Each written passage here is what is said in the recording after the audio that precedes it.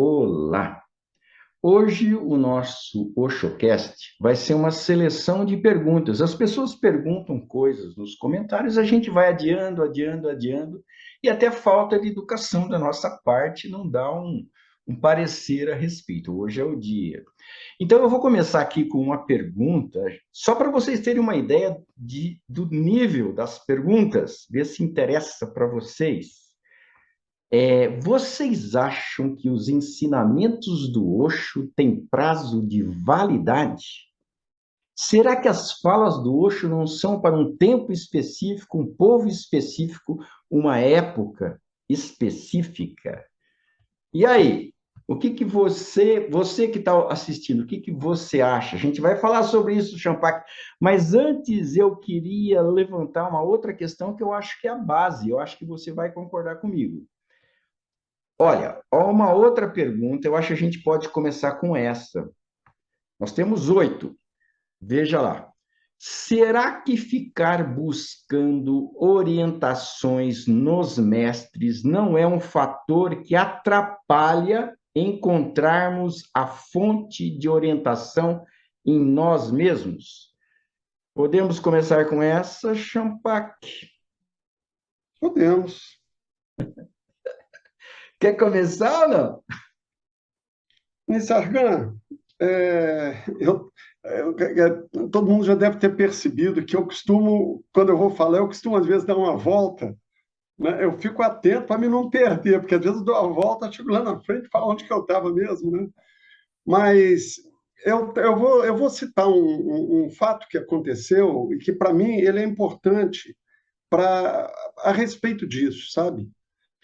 É, em 87, foi a primeira vez que eu fui a Puna, eu estava num processo interno meio próximo de um estado de depressão.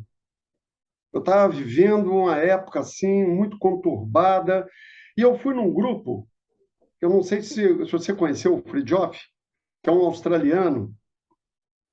Talvez. É um cara muito legal. Ele deu um trabalho normal com um grupo ali de 25 pessoas, mais ou menos, em que ele estimulava uma respiração irregular pela boca, que dali a pouco um entrava num processo de não controlar e vinha emoção dentro, e aí cada um ia se expressando um de cada vez. E quando me bateu, cara, me bateu assim um choro, uma tristeza, um negócio assim fundo dentro de mim. E aí ele me perguntou, ele falou, Champá, o que está acontecendo?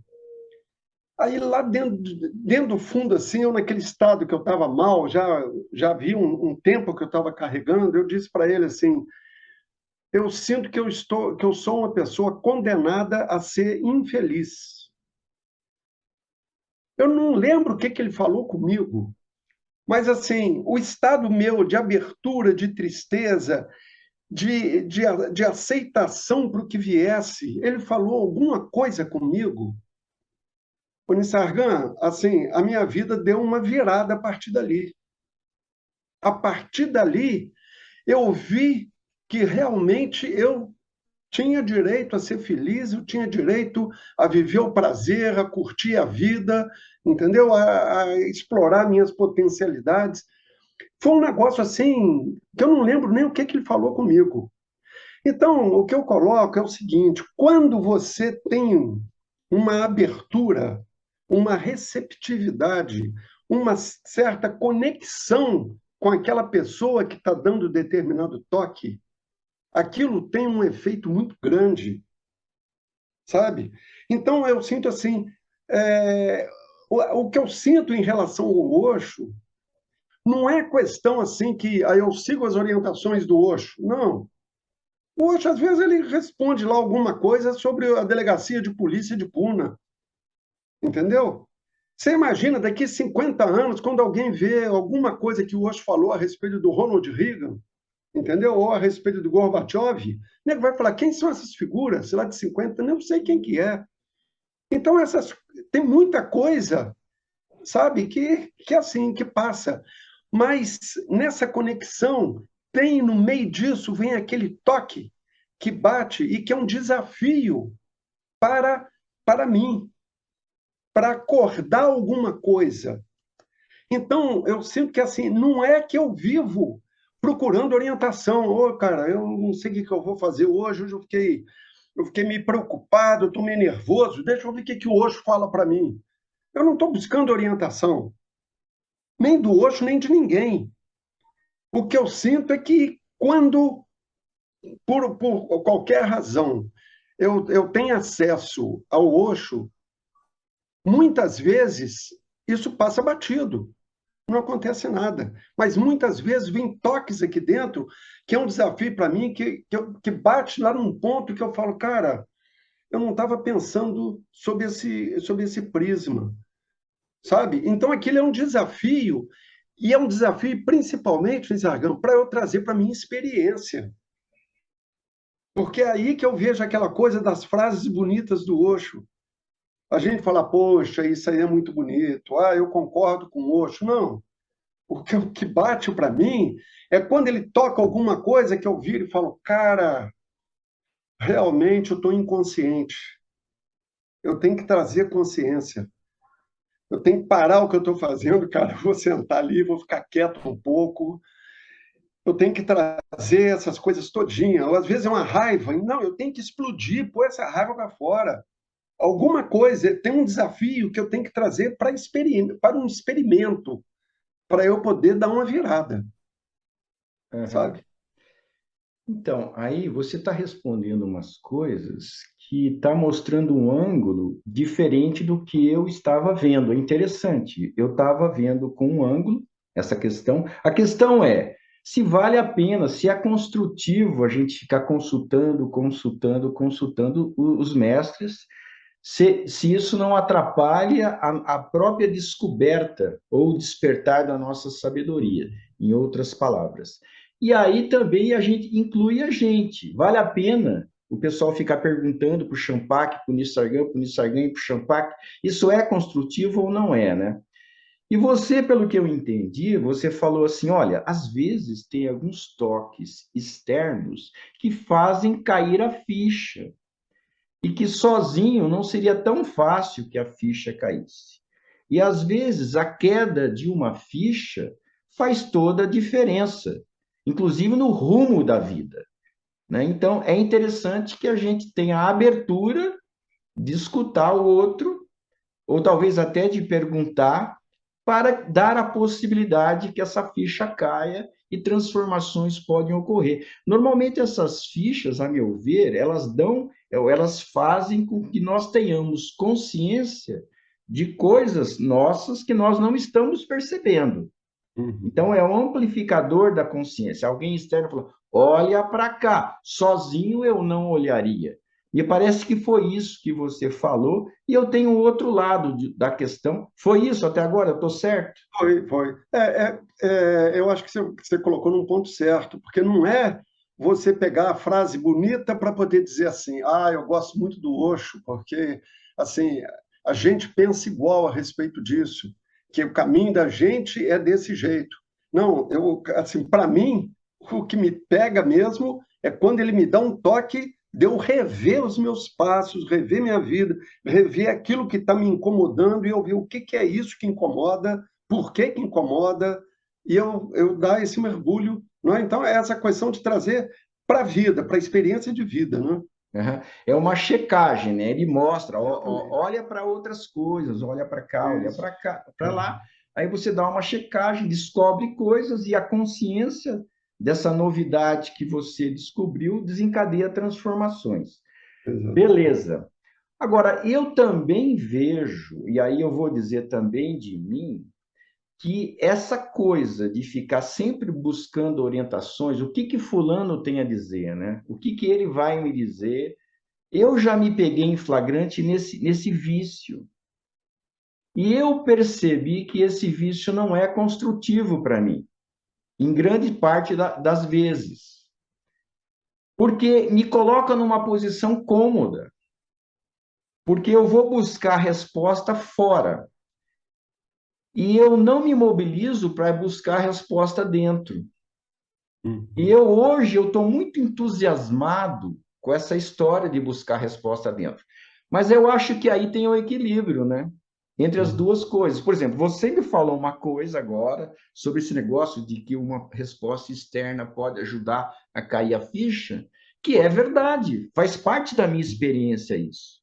Mas eu não estava com foco nisso. Uhum. Então, o teu toque me fez validar isso. Então, a Uhum. troca é importante. Uhum. Mas o que eu acho perigoso é eu me omitir, sabe?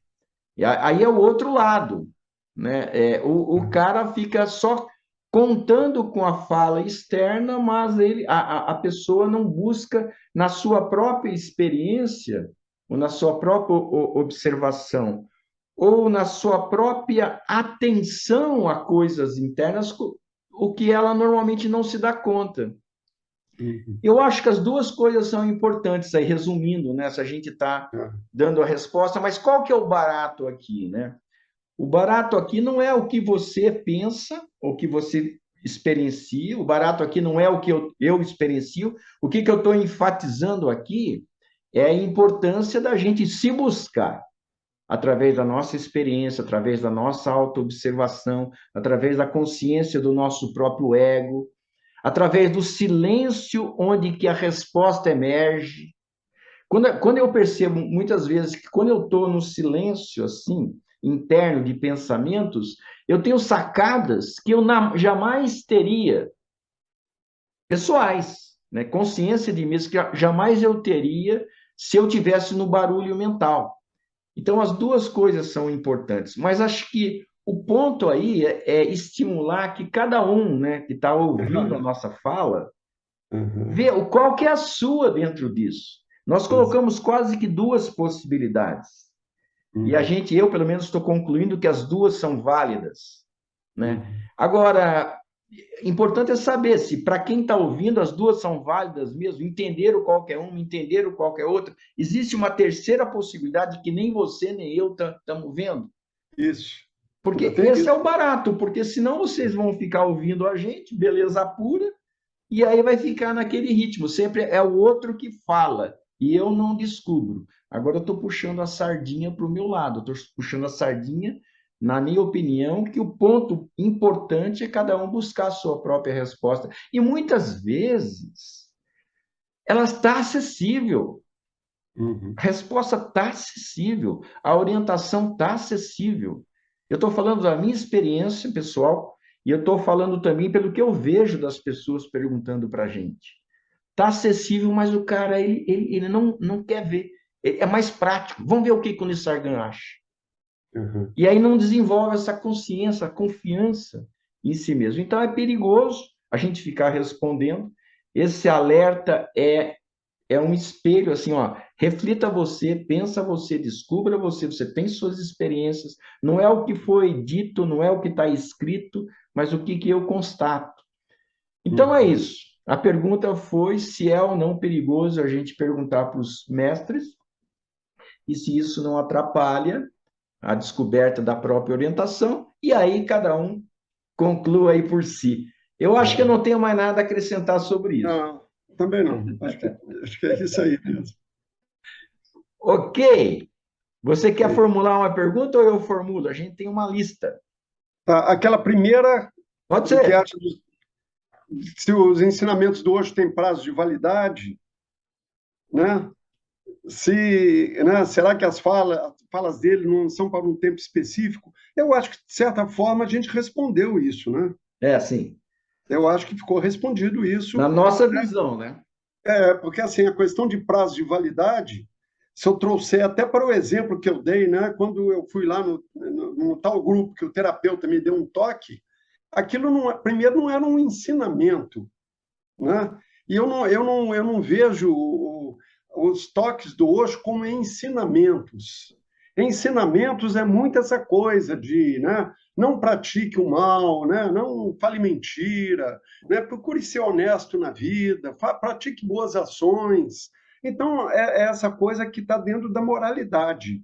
Né? E o que o Osho coloca não é muito em cima de ensinar alguma coisa, é dar toques para despertar em você essa busca dentro de você, para você sacar a sua verdade, a sua compreensão, né? aquilo que em algum lugar fala aqui, a sabedoria, né? A sabedoria que vem dessa consciência do estado presente, que é como se fosse um subproduto, né? A partir do momento que você se conecta com esse momento, com aqui e agora, você está aqui, aí vem, são os insights que vêm, igual você falou, vem insights que a gente não tinha pensado, mas ela aparece uma luz nessas horas que você, porque a gente sai da atividade, né?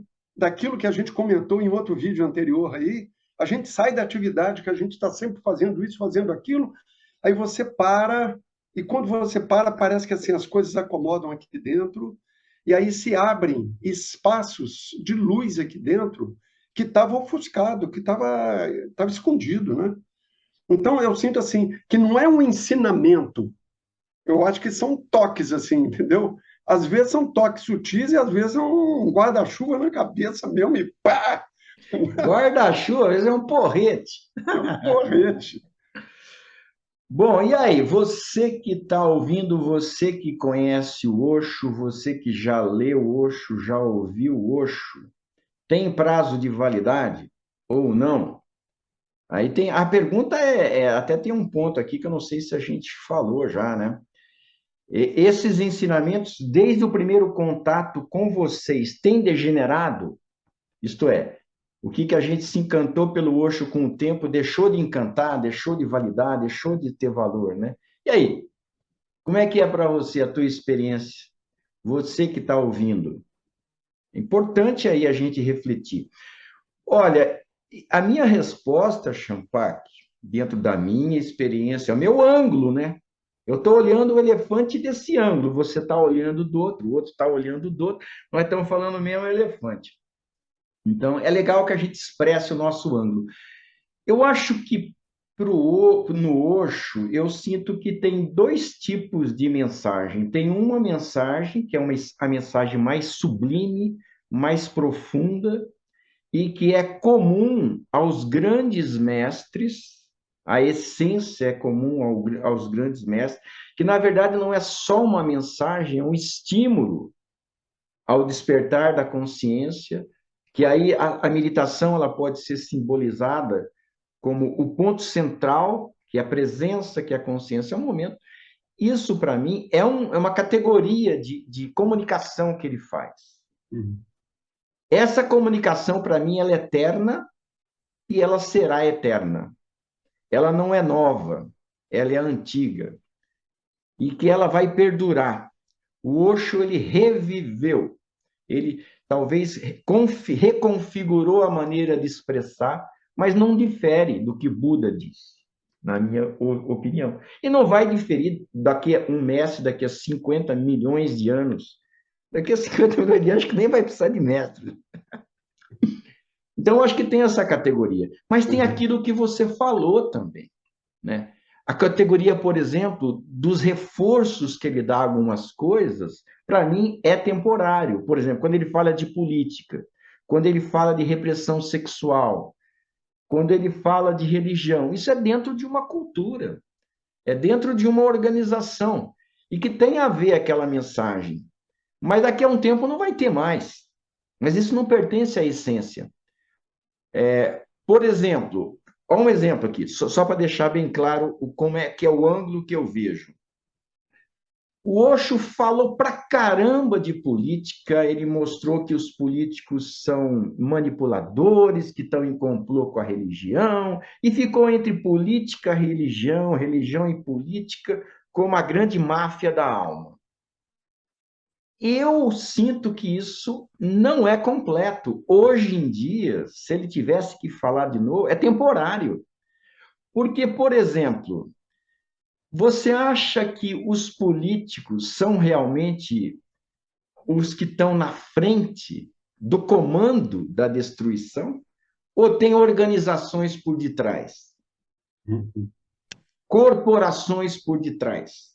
Exatamente. Manipulações por detrás? Que eu saiba, o Osho nunca falou disso. E para mim, hoje, isso é fundamental. O que me coloca aqui, essa mensagem do Osho, batendo o martelo ferrando os políticos, ela é bem incompleta e bem temporária.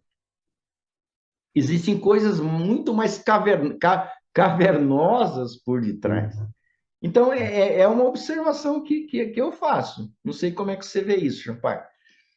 Eu vejo, assim, eu tenho um viciozinho. Tem gente que gosta de acompanhar futebol. Eu acompanho notícias de política desde que eu tinha 15 anos de idade. Então, assim, a história dos chamados neocons, que é, que é o grupamento que dirige toda a política externa norte-americana, hoje, dentro da Europa, é um negócio fortíssimo.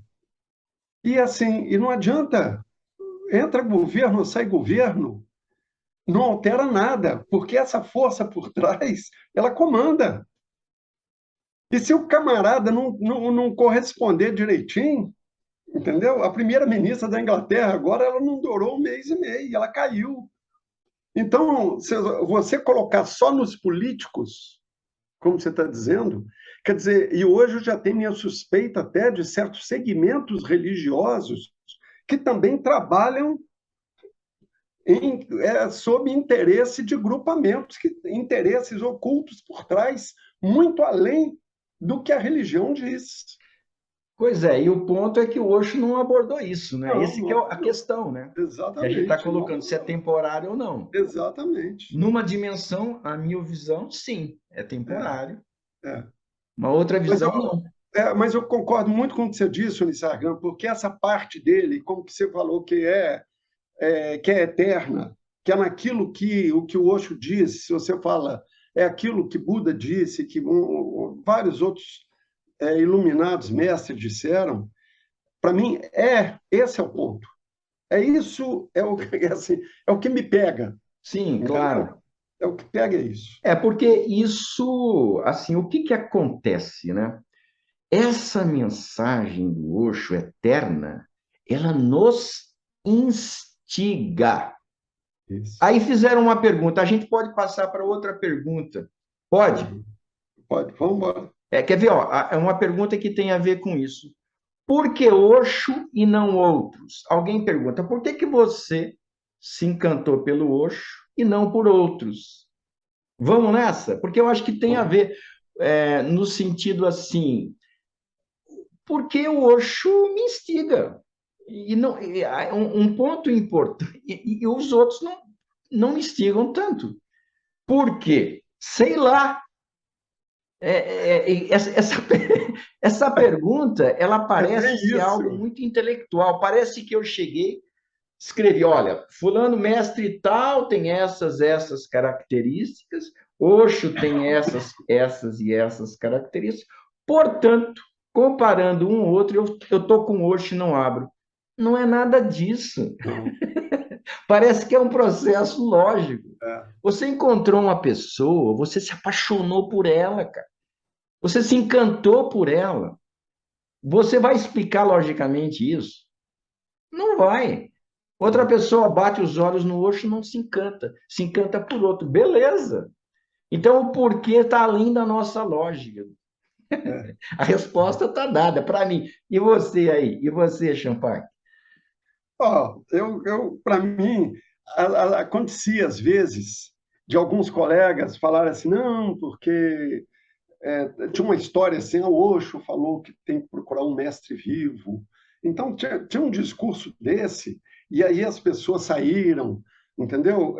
Assim, eu até visitei outros sob esse impulso, assim, esse empurrão que me deram, assim, mas, assim, não aconteceu esse encantamento, como você está dizendo, sabe? Eu vou te dizer, assim, sinceramente, isso até agora eu faço isso de alguém fala assim, não, mas fulano de tal é fantástico. Aí eu viro e falo assim, cara, tem um vídeo dele no YouTube? Tem, eu vou assistir. Aí eu assisto, é assim, com uma boa vontade nesse Sargando. Mas assim, até hoje assim não teve ninguém que me tocou, porque isso aí é um ponto que é importante, porque assim, o que eu acho de muito importante e que às vezes é difícil a gente explicar isso, assim, para um amigo que não tem nada a ver, né? Vamos supor, um amigo meu de adolescência, que a gente às vezes encontra, vai tomar uma cerveja, aí sai algum tipo de assunto, e eu vejo que assim é muito difícil eu poder explicar, entendeu? Que tem um negócio que bate, que assim, eu tenho, quer dizer, em função de, eu não sei por que razão, mas brotou assim uma confiança no Osho, uma aceitação, uma abertura de coração, sabe?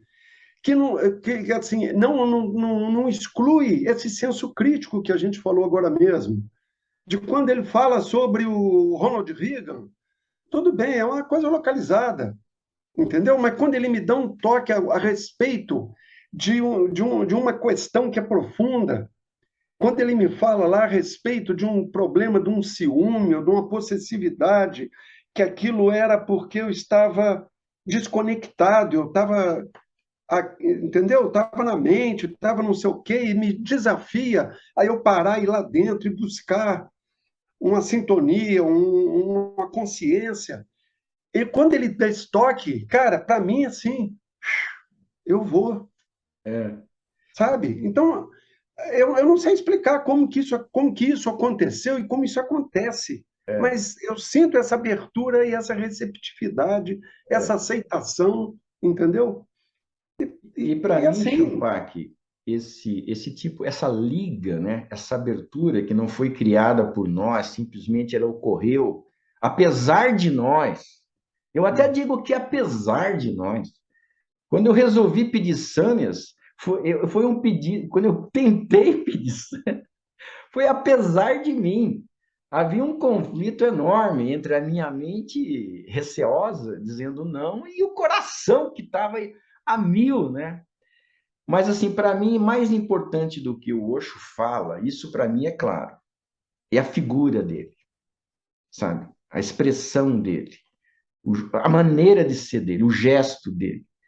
Isso para mim é muito mais do que o que ele fala, sabe? É pessoal, né? Mas para mim a confiança tá muito mais no olhar do que no conteúdo do que ele fala.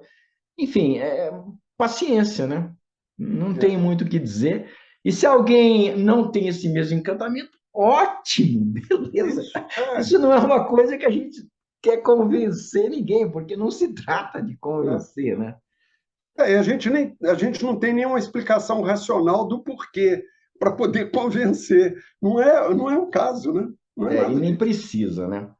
Nem Mas é precisa. isso. Acho que é isso. Essa questão, acho que colocamos, né? Eu acho que é isso. É. Beleza.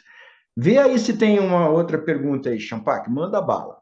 Tá, tem uma pergunta aqui. Ficar alerta ao estado de mágoa quebra o sofrimento causado por ela? Isso por si transforma? Ou qual o passo a ser dado? Fica a cargo da sabedoria?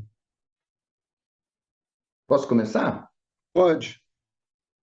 Olha, esse tipo de pergunta, ele é uma pergunta que demonstra que quem formulou não tem experiência. Porque a minha experiência, ou pelo menos não ficou claro, qual que é a minha experiência a respeito. Eu ter mágoa ou qualquer outro sentimento perturbador e ter consciência, para mim, o fato de eu ter consciência da mágoa, por exemplo, não significa que eu vou me livrar dela, para mim. Não é porque eu tenho consciência de que eu vou me livrar dela. Mas o que eu observo?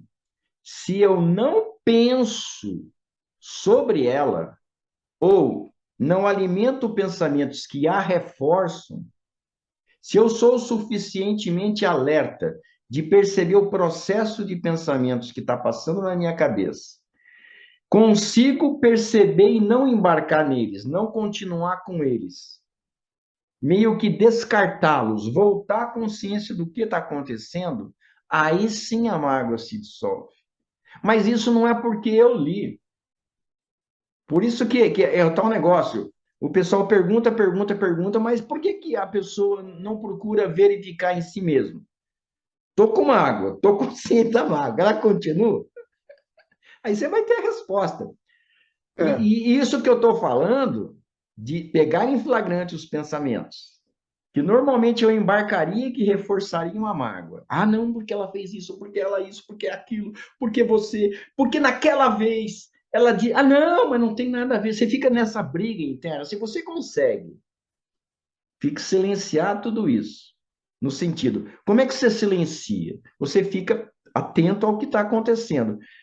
Como é que você vai saber? Experimenta. Experimenta isso que eu estou falando. Experimenta não embarcar em pensamento, ver o que acontece. Aí não vai ser porque o Nissargan disse, vai ser porque você experimentou.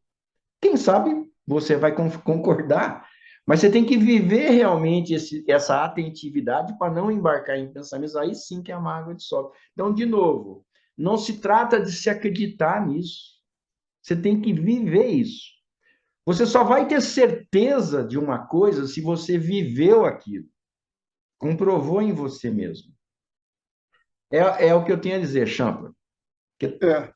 é, eu vejo assim, eu coloco assim, não, a questão do estado de mágoa, eu coloco o estado de ciúme, o estado de raiva, sabe? E coloco a paixão, porque a paixão toma conta da pessoa e traz situações dessa de ciúme, de possessividade. O, tem umas músicas que dizem, né, que o amor e a dor, né? Não existe, todo amor traz a dor junto. Tem um lamento desse, de umas músicas assim sentimentais, né? Que a pessoa então ama demais, aí quer aquela pessoa do lado dela, aí a pessoa olhou para um lado, a pessoa se sentiu diminuída porque agora está olhando para o outro. Então a pessoa entra num inferno, né? Uma série de situações. E assim, eu acho que assim, se você se dá conta primeiro de que você está entrando dentro de um processo desse, porque qualquer um de nós, tá? Eu digo assim, de mim, entendeu? Esse risco existe. Existe. Eu vivo esse risco, entendeu? O que eu tenho que fazer é eu trazer. Porque quando a gente fala aquela coisa bonita da solitude, né? Que o Osho fala, né? Quando você experimenta o prazer de estar só, você está preparado para estar numa relação com outra pessoa. Então, isso é uma coisa bonita.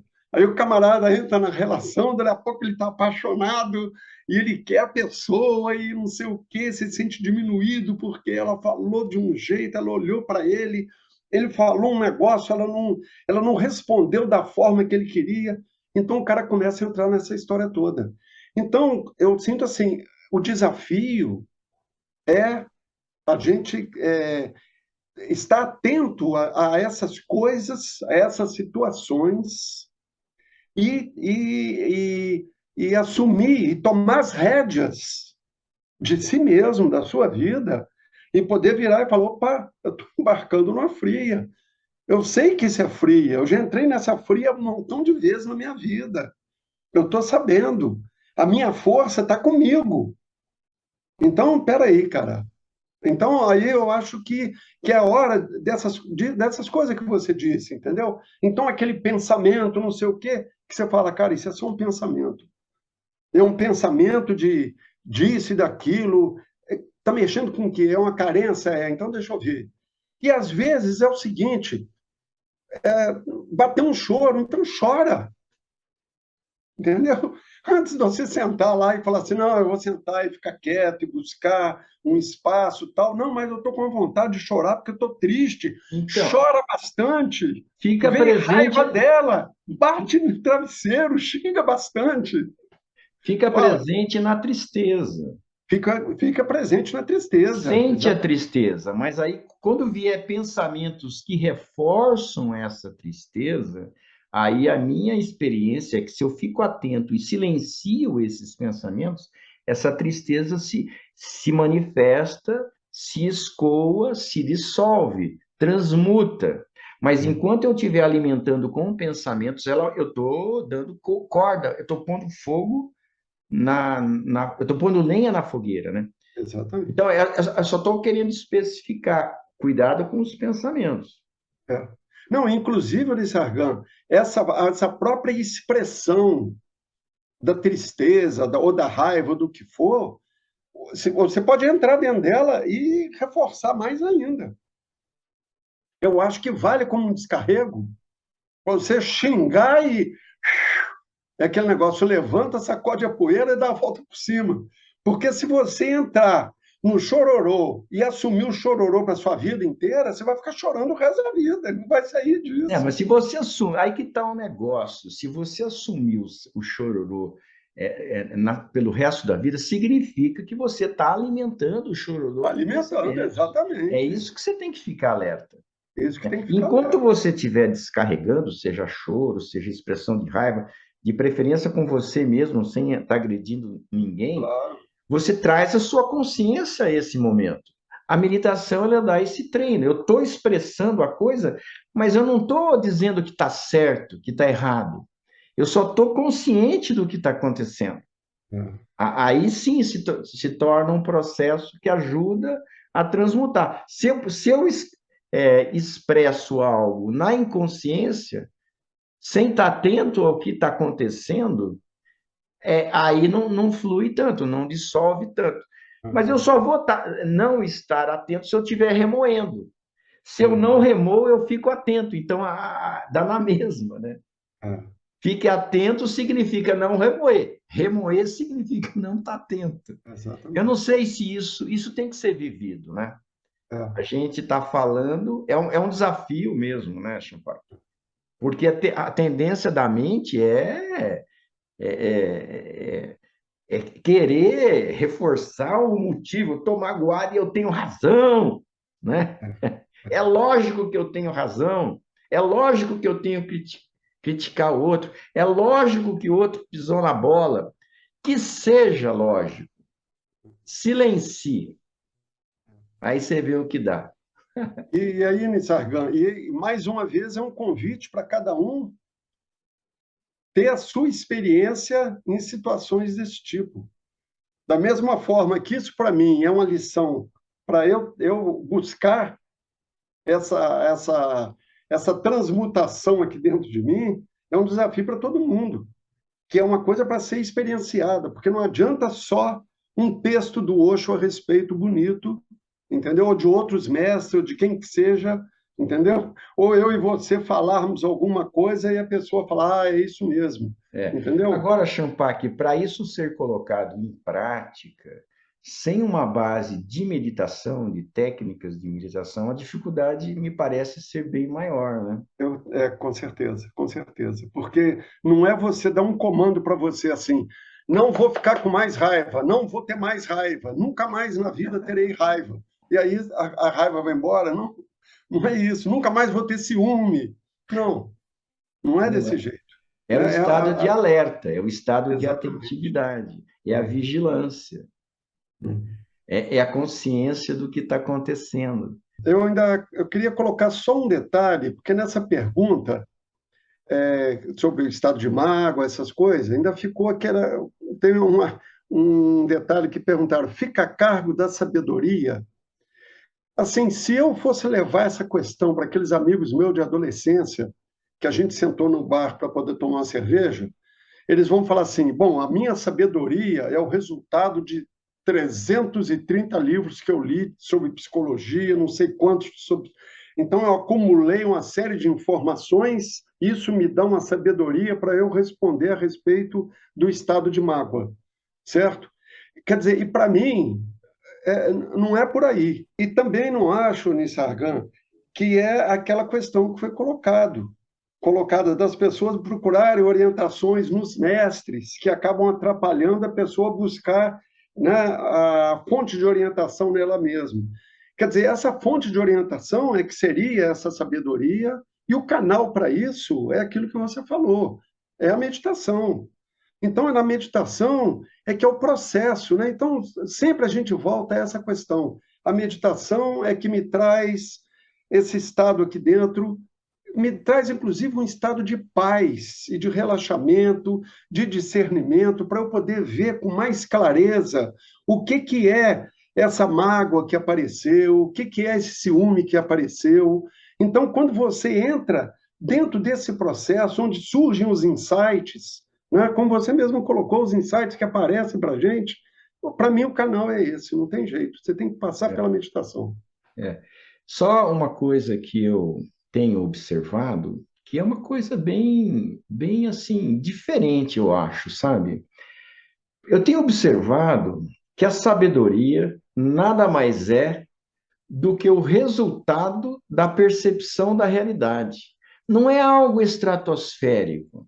Uhum. Quando a gente percebe os fatos, as realidades, o que está acontecendo, principalmente o que está acontecendo conosco, ângulos que eu não via sobre mim mesmo, quanto mais eu tenho essa consciência, aí sim que a sabedoria se manifesta. É muito parecido com essa história, né? Quanto mais dados, inteligência artificial que seja, quanto mais dados ela tem, mais precisa a sua resposta. Eu sinto que a sabedoria tem a ver com isso, emerge uma conclusão a partir do que é percebido como realidade, não o que é camuflado, distorcido, racionalizado. Então é isso, eu acho que podemos seguir. Podemos, podemos. Vai você aí, Champac, você acha que está mais na mão aí. Tá, tem uma outra pergunta que eu vou colocar porque eu acho que ela até puxa alguma coisa. Eu acho que a gente respondeu sob certo sentido nessa anterior, que é o seguinte: como ter força de vontade em manter a presença quando estamos sofrendo fisicamente com alguma doença ou emocionalmente com uma decepção amorosa, por exemplo. Nesses momentos, tenho vontade só de ficar deitado dormindo ou me embriagar. Quer dizer, eu acho que ficar deitado dormindo ou embriagar é você sair fora da solução do problema. É você continuar vivendo, você até aumentar o problema. Porque eu acho que se você está com um problema, vamos supor, de ordem emocional, que você não está conseguindo resolver, e se você se embriagar, você passa a ter um problema a mais, que agora você também tem um problema da embriaguez. Não é? Então, eu acho, sob certo sentido, ele puxa a reflexão que a gente estava fazendo em cima da mágoa, de ciúmes, dessas coisas É. todas. Né? Então, mas assim, a gente falar isso que você falou é verdade, mas é um conhecimento externo ainda. A pessoa Uhum. também deve ter essa informação, já, né, que a embriaguez vai piorar a situação.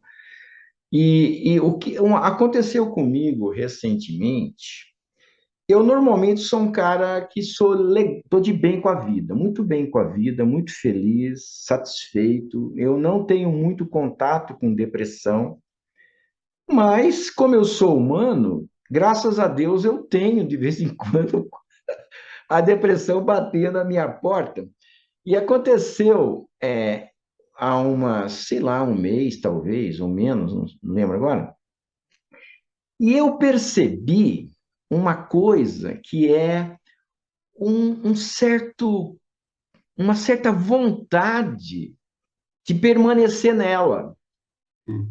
sabe? Eu percebi que não era só ela, eu estava querendo ficar nela.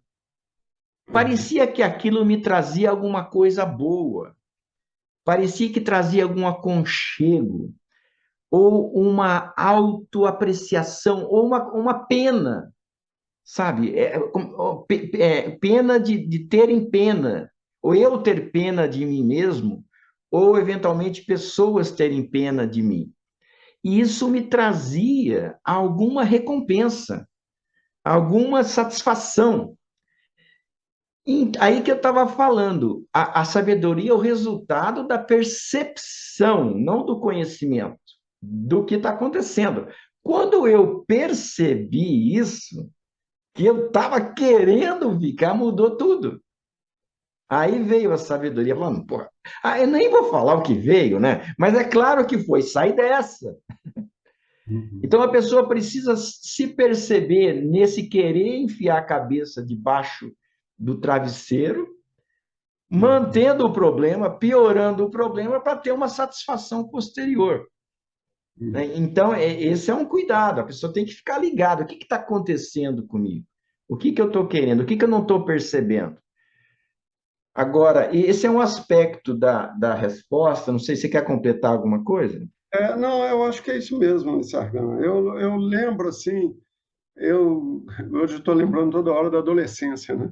Mas eu lembro de eu adolescente aqui em Juiz de Fora, e que a gente saía e tinha uns bares aqui que tinha aquele pessoal, dois, três, quatro, que tocava violão e cantava aqueles boleros românticos, com dor de cotovelo, a minha amada que foi embora, a tristeza que ficou.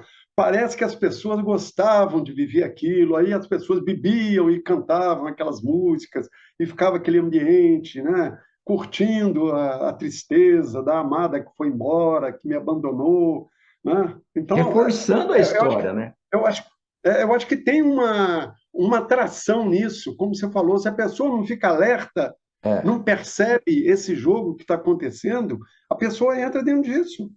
Aí os pensamentos, eles não só, eles são até convidados a vir, né? Convidados a reforçar o estado, né? Não Exatamente. é só que eu não estou querendo, eu estou querendo mesmo que ele venha. É, Aí é pior ainda, né? é. Mas tem um aspecto também, Champagne, que eu sinto bastante importante, que é quando a gente tem certa dificuldade. Nós estamos passando por um transtorno. A pergunta aí é, né, se eu tiver algum problema físico, alguma doença, se eu tiver algum problema emocional, né, o que eu Uhum. faço? A minha tendência é eu ficar pior e tal. Mas eu sinto em mim, isso é um fato e é uma novidade. Eu não tinha muito isso. Mas eu acho que a própria percepção das coisas está me ajudando a ter essa clareza. Eu tomo isso como um desafio bem-vindo, sabe? Uhum. Eu tomo isso como assim, olha, Nisargan, agora é o momento de você não embarcar em pensamentos, não embarcar em reclamações, não embarcar em resistência. Agora, nessa situação difícil, agora é o momento de você ficar com a cuca leve. Agora é o momento de você passar com isso sem ficar remoendo. Porque ficar com a mente leve durante a meditação, pô, isso tranquilo, né? Agora, na vida. Então, eu tomo isso como um desafio. E muitas vezes eu compro esse desafio. Eu falo assim, agora sim que eu vou sustentar a presença. Uhum. Né? Então, né, isso causa em mim certa tranquilidade em relação à própria vida. Eu passo a ter menos medo de determinados acontecimentos. Eu passo a ter mais confiança, porque eu sei a maneira de me livrar do distúrbio. Porque o distúrbio não é o que acontece, o distúrbio é o que eu penso sobre o que acontece. Então, quando vem esses baques que a vida me apresenta, eu, em vez de me embriagar e ficar no travesseiro, muito pelo contrário, eu me sinto estimulado, mas não precisa nem me forçar, é natural para mim. Eu falo, não, agora é o momento de eu ficar na boa, né? De eu treinar tudo isso que eu já treinei. Eu acho que é isso para completar a pergunta, a resposta. Eu não sei aí de vocês, né? Como a gente estava falando, a ideia é convidar que cada um sinta como cada um reage, né? Frente às dificuldades da vida. Champac, você está aí ainda? Champac parece que ficou ausente. Então, caiu a nossa internet e depois ela voltou e a gente vai para a nossa última pergunta. Nós não estamos respondendo todas que a gente selecionou.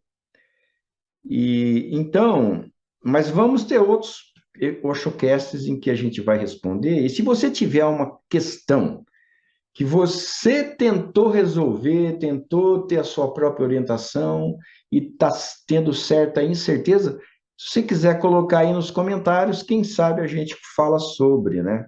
Mas Uhum. antes de tudo, veja você mesmo, se você tem a sua resposta. Vamos a essa última então, Champac? Sim, vamos lá. Então tá. O que vocês entendem quando o Osho fala que desde aquela noite nunca mais estive no corpo, quando ele se refere ao dia da iluminação? Tá. Será que esse estar fora do corpo é o desprendimento do corpo astral, do corpo etérico? E a iluminação? Será que depois desse estado não se tem mais nada a aprender por não ter mais individualidade? O que vocês acham? O que você acha, Champak? Olha, eu acho que são perguntas interessantíssimas que eu gostaria de fazer para o Osho. Entendeu? Porque, inclusive, será que depois do estado de iluminação tem mais algo a aprender? Cara, assim, eu não tenho essa experiência de ser iluminado para poder estar respondendo.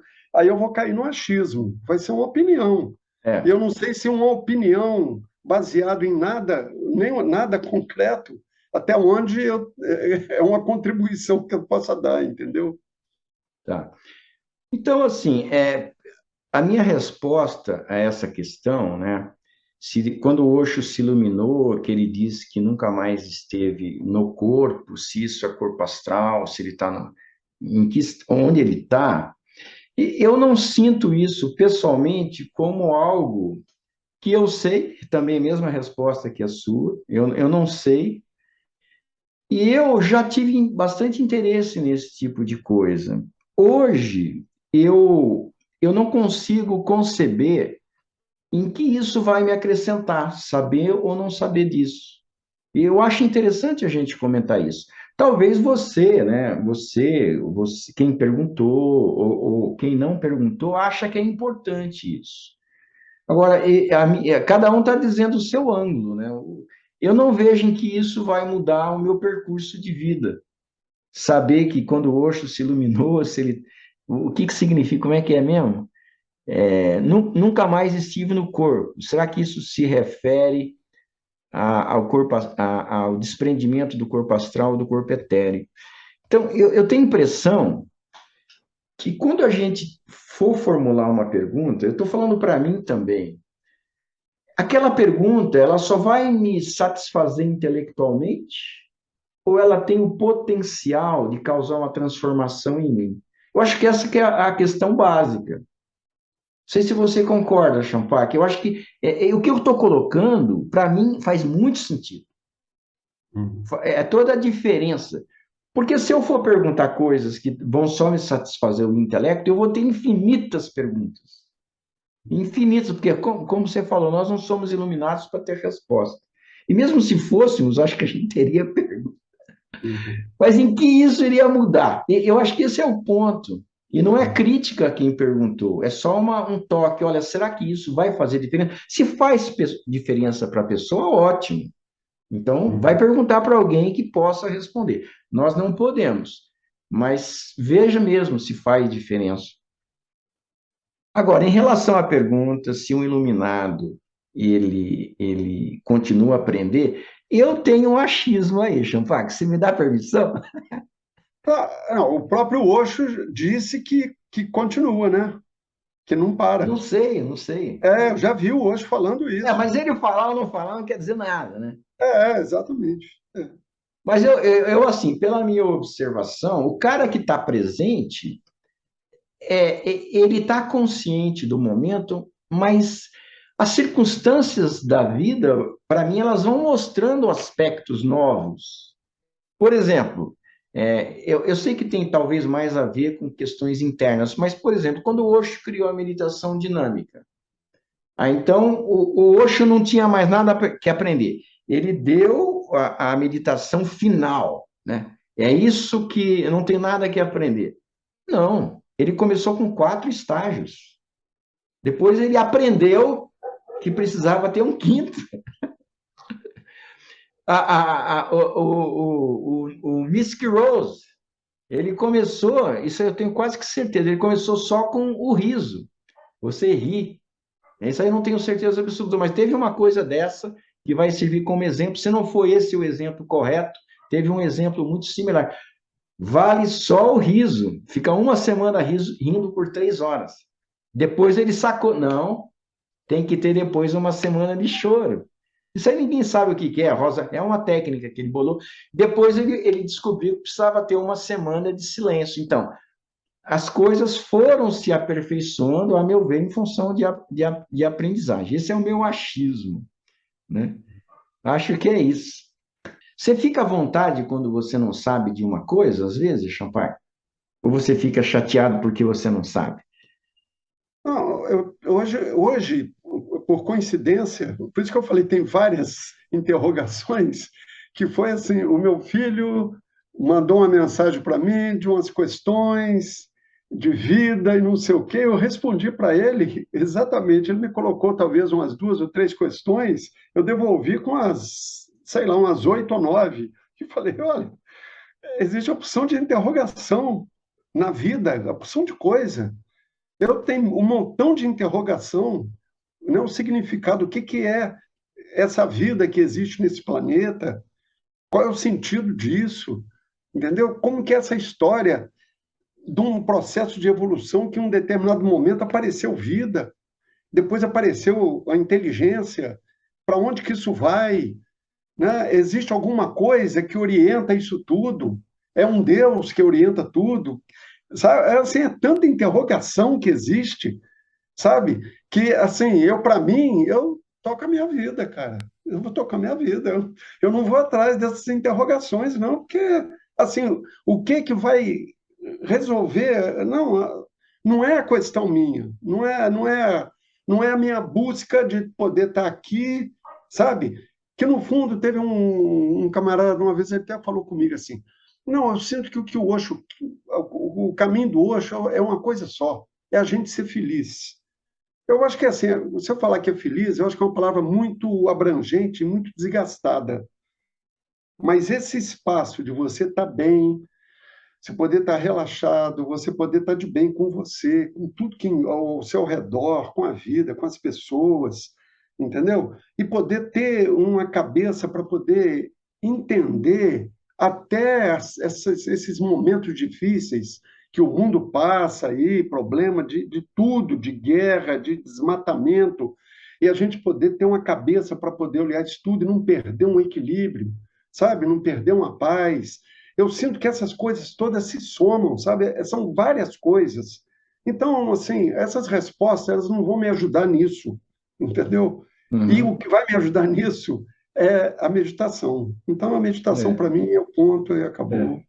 São caminhos diferentes, né? O caminho da filosofia, do questionamento, em que a pessoa fica na mente, pensando, pensando, e ao mesmo tempo que ela está nesse processo, ela está deixando de estar presente à realidade do momento. É um caminho.